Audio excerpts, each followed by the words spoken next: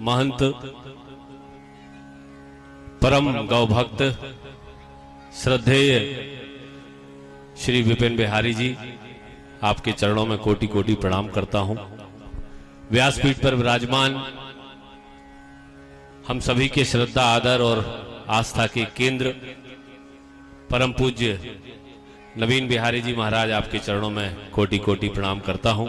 मंच पर विराजमान महात्मा संत गणों के चरणों में और यहां पर उपस्थित आप सभी, जिनमें यजमान भी शामिल हैं और श्रोतागण भी शामिल हैं, 251 यजमान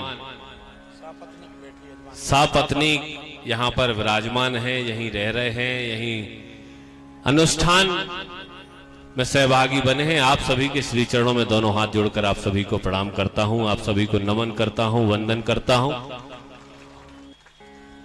कई लोग ऐसे होंगे जो मुझसे कहा करते हैं कि भैया आप ब्राह्मण हो, हम ठाकुर हैं, हम क्षत्रिय हैं, अन्य हैं, तो आप चरणों में प्रणाम का क्यों कहते हो? तो अभी वर्तमान में आप जिस परम यज्ञ के यजमान बने हो, ये कोई छोटी मोटी बात नहीं है, ये कोई साधारण बात नहीं। किसी भी पवित्र कार्य के लिए अगर आप यजमान जैसे पद पर बैठते हो अपने संकल्प की सिद्धि के लिए, तो निश्चित रूप से आपके संकल्प की सिद्धि के लिए, उसकी पूर्णता के लिए परमात्मा आपके ऊपर सदैव कृपा रखता है, इस बात में कोई संशय नहीं। आप यजमान बने हो मतलब आप परमात्मा की कृपा के साक्षात उदाहरण हो, साक्षात उदाहरण। और कथा के मध्य वरुण देव जल की वृष्टि कर रहे हैं, तो आपके पुण्य कितने भाग्यमयी हुए, आप इस बात की भी कल्पना कीजिए कि आपके पुण्य कितने बड़े हुए।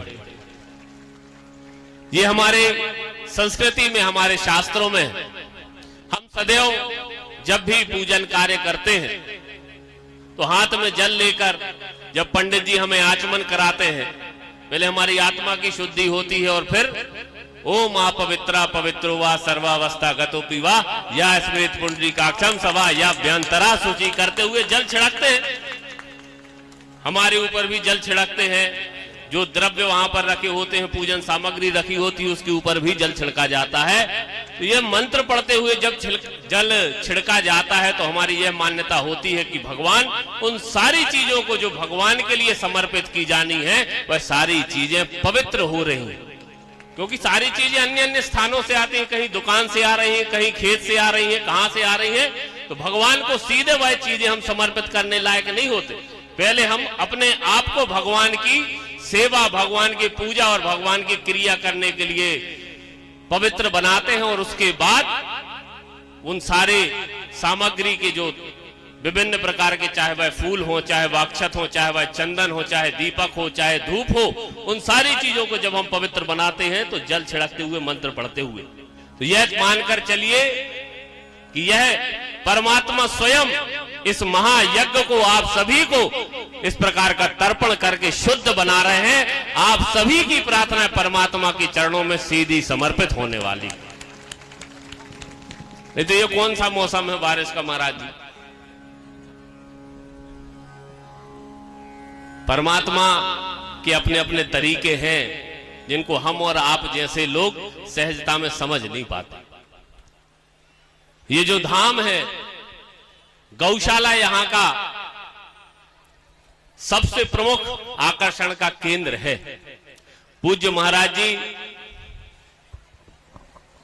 जो यहां पर गौशाला चलाते हैं, मैं पहली बार आया लेकिन सुना मैंने बहुत सुना है इस गौशाला के बारे में। हमारी वेद लक्षणा मां गौ माता, जिनकी कृपा से आपके जन्म जन्मांतर के पापों का, कष्टों का निवारण होना तय है, यह सारे हमारे वेद शास्त्र, संत, मुनि, महामुनि, महंत, कथावाचक सभी अपने अपने वक्तव्यों में यह कहते हैं। और आज यहां पर इतने सारे यजमानों के मध्य केवल और केवल गौ सेवा के लिए आयोजित होने वाले इस महायज्ञ में आप सभी लोग यजमान बने। निश्चित रूप से आप सभी लोग बड़े बड़भागी हैं, बड़े पुण्यदायी। मां भगवती गौ माता आप सभी पर अपनी कृपा बनाए रखे। परम पूज्य गुरुदेव ने मुझे यहां पर आने का सौभाग्य दिया। मैं उनकी